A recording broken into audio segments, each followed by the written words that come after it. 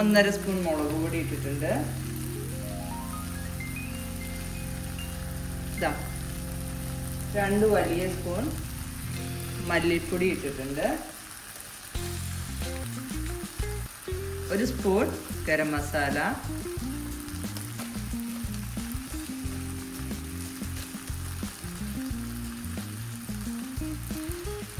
1 spoon വലിയ spoon meet masala ഇട്ട് കൊടുത്തിട്ടുണ്ട്.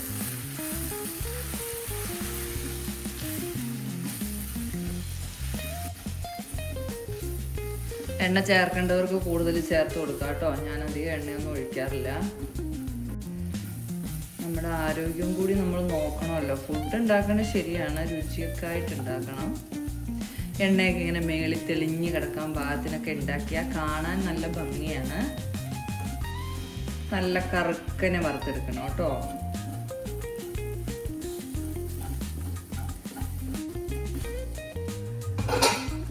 അതിലേക്ക് നമുക്ക് ഇതിന്റെ ഗ്രേവി ഒഴിച്ചു കൊടുക്കാം കേട്ടോ.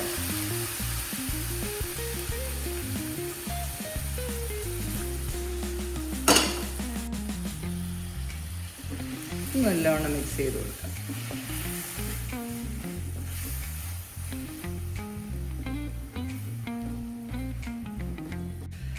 കുറച്ചുകൂടി വെള്ളം ഒഴിച്ചു കൊടുക്കുന്നുണ്ടേ.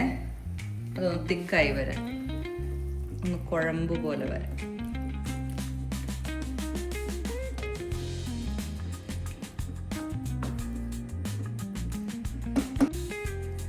ഇതൊന്ന് മൂടി വെക്കാം, ഒന്ന് തിളച്ച് വരട്ടെ.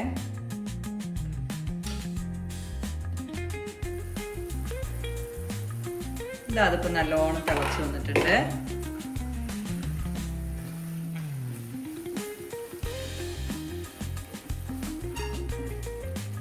നമുക്കിതിലേക്ക് ബീഫ് ഇട്ട് കൊടുക്കാം. നല്ലവണ്ണം മിക്സ് ചെയ്തെടുക്കാം.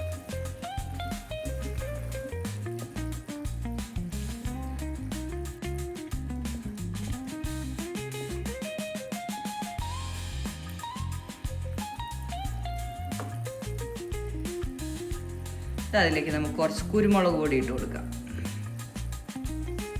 ഇനി ഇതൊന്ന് മൂടി വെച്ച് കൊടുക്കാം. കറിവേപ്പില ഇടാൻ മറന്നുപോയി കേട്ടോ.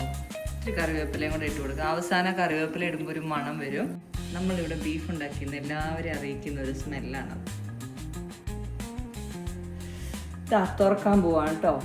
ഇനി വരുന്ന സ്മെല്ലാണ് ബീഫ് ഉണ്ടാക്കിയെന്നുള്ളതിൻ്റെ സിഗ്നൽ. അടിപൊളി.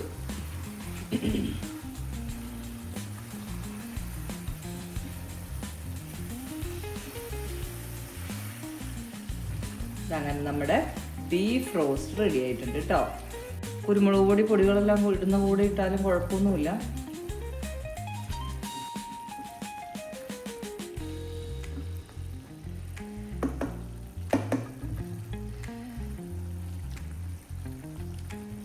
ഉപ്പൊക്കെ പാകമാണ് കേട്ടോ.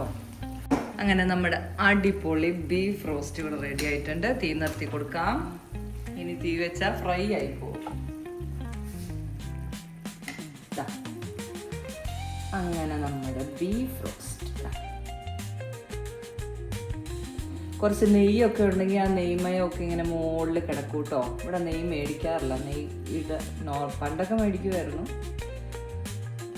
അപ്പം നെയ്യോടൊക്കെ ഒന്ന് താല്പര്യം കുറഞ്ഞു.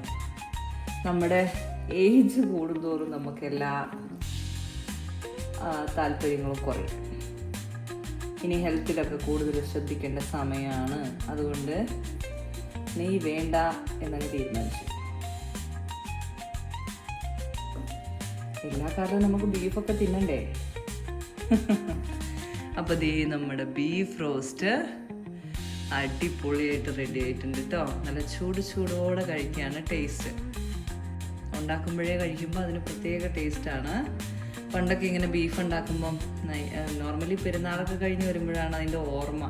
ബീഫൊക്കെ ഉണ്ടാക്കുമ്പോൾ ഇങ്ങനെ പാത്രമായിട്ട് ടേസ്റ്റ് നോക്കാൻ കാവൽ വെക്കും. 2 കഷ്ണം ഇട്ട് തരും ടേസ്റ്റ് നോക്കാൻ. കുറച്ച് കഴിയുമ്പോൾ കുറച്ചുകൂടി ചോദിക്കും. അങ്ങനെ അങ്ങനെ അങ്ങനെ ഒരു കാലം. അന്നൊക്കെ വല്ലപ്പോഴും 2 മാസം കൂടുമ്പോഴോ 1 മാസം കൂടുമ്പോഴൊക്കെ കേട്ടോ ബീഫ് മേടിച്ചുകൊണ്ടിരുന്നേ. ഇപ്പം അങ്ങനെയൊന്നുമല്ല, ഇപ്പം ആഴ്ചയിൽ ബീഫാണല്ലോ. അതുകൊണ്ട് പിന്നെ അതിനോട് വലിയ മീച്ചമില്ല. അങ്ങനെ അപ്പം നമ്മുടെ ബീഫ് റോസ്റ്റ് കപ്പയുടെ കൂടെയോ ചപ്പാത്തിയുടെ കൂടെയോ പിന്നെ എന്തിൻ്റെ കൂടെയൊക്കെ കഴിക്കാം, ചോറിൻ്റെ കൂടെയോ, അപ്പം, പത്തിരി, ഇടിയപ്പം, ദോശ. ഇപ്പോൾ ദോശയുടെ കൂടെ വരെ എല്ലാവരും ബീഫും ചിക്കനൊക്കെ കഴിക്കും. എന്തിൻ്റെ കൂടെ വേണേലും പോകുന്ന ഐറ്റമാണ് നമ്മുടെ ബീഫ്.